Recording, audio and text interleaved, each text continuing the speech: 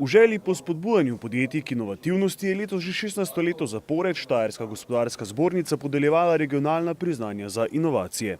V morju inovacij, kot so štajerske inovacije hvalili govorniki, je v skladu z izzivi krožnega gospodarstva zlato priznanje prejelo podjetje Talum za projekt EcoGreen Aluken. Aluminijaste rondice se danes uporabljajo za proizvodnjo aluminijastih tub in tlačnih posod za kozmetiko, prehrano in druge stvari. Do danes so se ti proizvodi proizvali samo iz primarnega aluminija.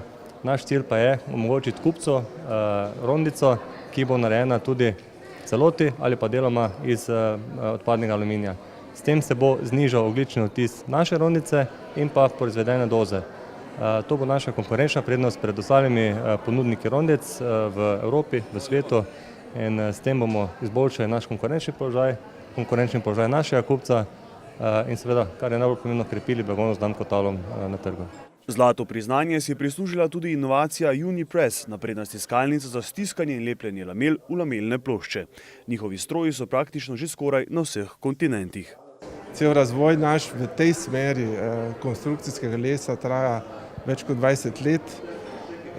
Ugotavljam lahko, da je les eden najpomembnejših materialov gradbenih v tem stoletju, zato ker ima lastnosti, ki jih drugi materiali nimajo. Je topel, je trden, prijeten za bivanje in nam omogoča to, kar nam mogoče drugi materiali ne.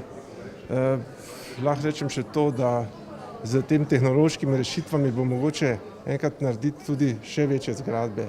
Danes govorimo o 11-nadstropnih zgradbah, mogoče nebotičnih tudi. Mislim, da v tej smeri bo šlo. Kot družbeno odgovoren projekt je bil prepoznan projekt Mariborskega vodovoda, s katerim so se lotili prilagoditev spletne strani za slepe in slabovidne. V zadnjih 6 letih smo prejeli 15 državnih nagrad, torej seveda v Mariboru to je težko povedati, zato ker pač posamezni mediji nočejo to pozitivne stvari objavljati. Torej dejstvo je, da seveda naša družbena odgovornost in poslovna odličnost temelji tudi na tem, da seveda smo odgovorni do naših uporabnikov in to je seveda prvenstven cilj, da seveda nudimo čim boljšo in čim bolj kvalitetno storitev javne službe, torej oskrbe s pitno vodo, na drugi strani pa da omogočamo te podporne vsebine, torej IT podlage, da lahko je naš dostop do vseh torej čim bolj enostaven in čim bolj prijazen. Vlaganje v razvoj je za podjetja bistvenega pomena. Ustvarjalne ideje v konkurenčnem okolju pa lahko imajo skupen vpliv na ekosistem in sodelovanje. Upam, da bi lahko v letošnjem letu bili prvo podjetje, ki bi seveda omogočilo plačevanje javne službe, javne storitve v kriptovaluti. Želja je pod stalnem nadgrajevanju, mi spreminjamo poslovne procese in s takimi kandidaturami na vse te razpise gospodarske zbornice, Štajerske gospodarske zbornice, smo prisiljeni na nek način spreminjati naše poglede in seveda vse dobro za naše uporabnike.